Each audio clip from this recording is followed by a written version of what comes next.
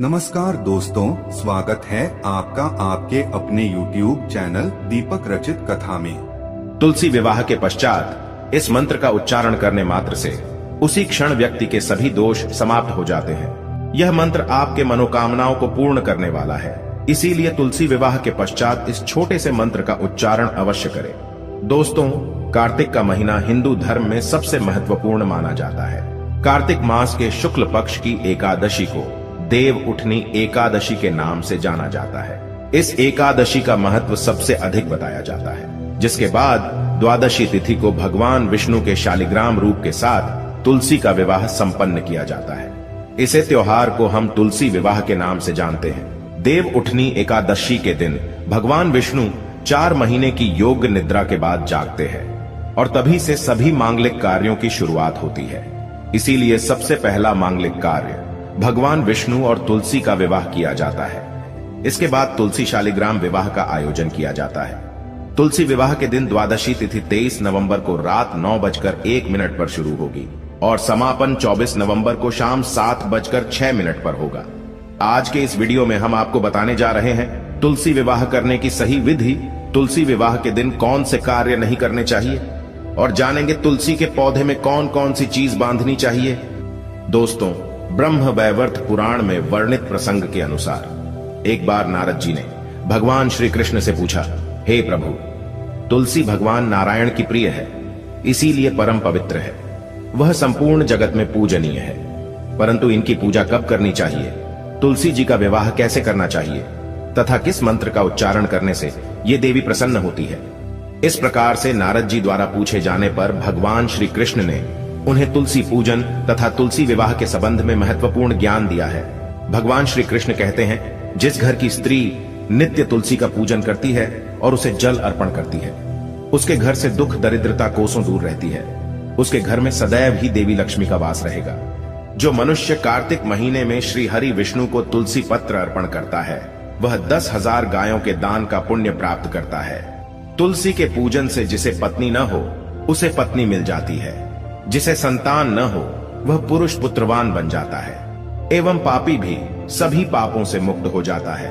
कार्तिक मास में तुलसी का शालिग्राम के साथ विवाह करने पर दंपति जीवन में सुख शांति आती है। शास्त्रों के अनुसार तुलसी महालक्ष्मी की अवतार है, वहीं शालिग्राम को भगवान विष्णु का रूप माना जाता है। सबसे पहले जानते हैं तुलसी विवाह के दिन कौन से कार्य नहीं करने चाहिए। सबसे पहली बात है कि तुलसी विवाह के दिन घर को पूरी तरह से साफ और स्वच्छ रखें।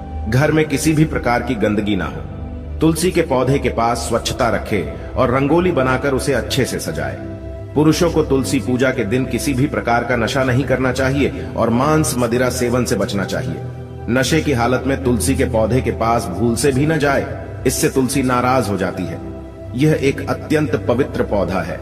ऐसी तामसिक अवस्था में तुलसी के पास जाना पाप माना गया है। बिना स्नान किए तुलसी के पौधे के पास ना जाए और भूल से भी बिना नहाए तुलसी के पौधे को स्पर्श ना करे।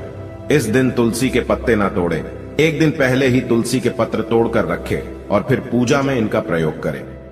तुलसी के पत्र तोड़ते समय तुलसी मैया से क्षमा मांगते हुए तोड़े। तुलसी विवाह के दौरान मन में किसी भी प्रकार के बुरे विचार न आने दे।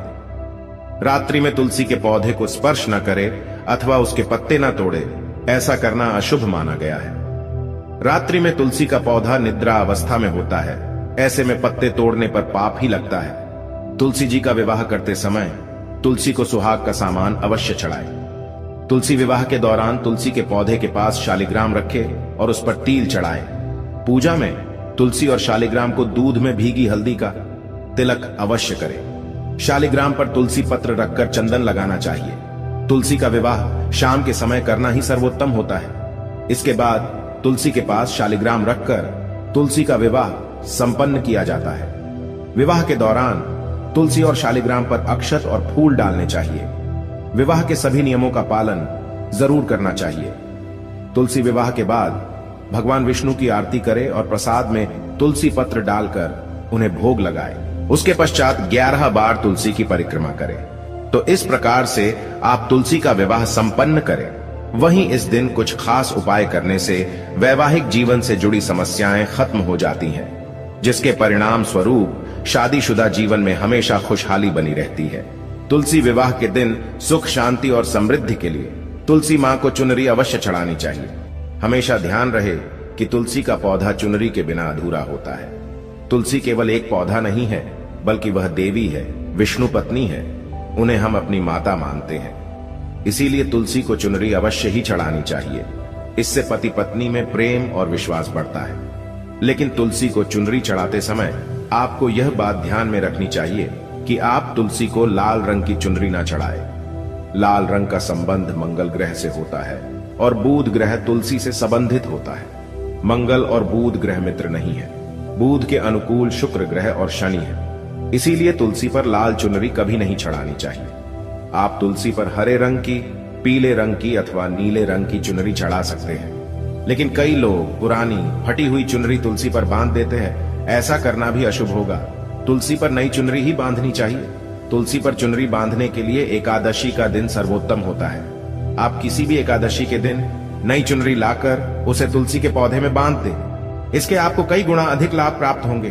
तुलसी को बिना चुनरी के कभी ना रखें। अगर चुनरी पुरानी हो जाए तो चुनरी को एकादशी के दिन ही बदलना चाहिए। तुलसी विवाह के दिन एक पीला रंग का धागा लेकर अपने शरीर की लंबाई के बराबर नाप कर काट लें। इसके बाद उसमें 108 गांठ लगा दें और फिर तुलसी के पौधे के नीचे बांध दें। इसके साथ ही अपनी मनोकामना कहें। जब आपकी मनोकामना पूर्ण हो जाए तो इस धागे को खोलकर जल में प्रवाहित कर दें।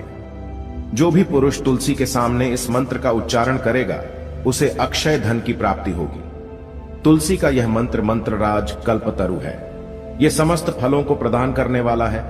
जो भी तुलसी के सामने इस मंत्र का उच्चारण करेगा उसे संपूर्ण सिद्धियां प्राप्त होगी और उसकी दरिद्रता समाप्त होकर अपार धन संपत्ति की प्राप्ति होती है। तुलसी विवाह के दिन तुलसी के पौधे में थोड़ा सा कच्चा दूध अर्पित करें। दूध चढ़ाते समय ओम नमो भगवते वासुदेवाय इस मंत्र का जाप अवश्य करना चाहिए।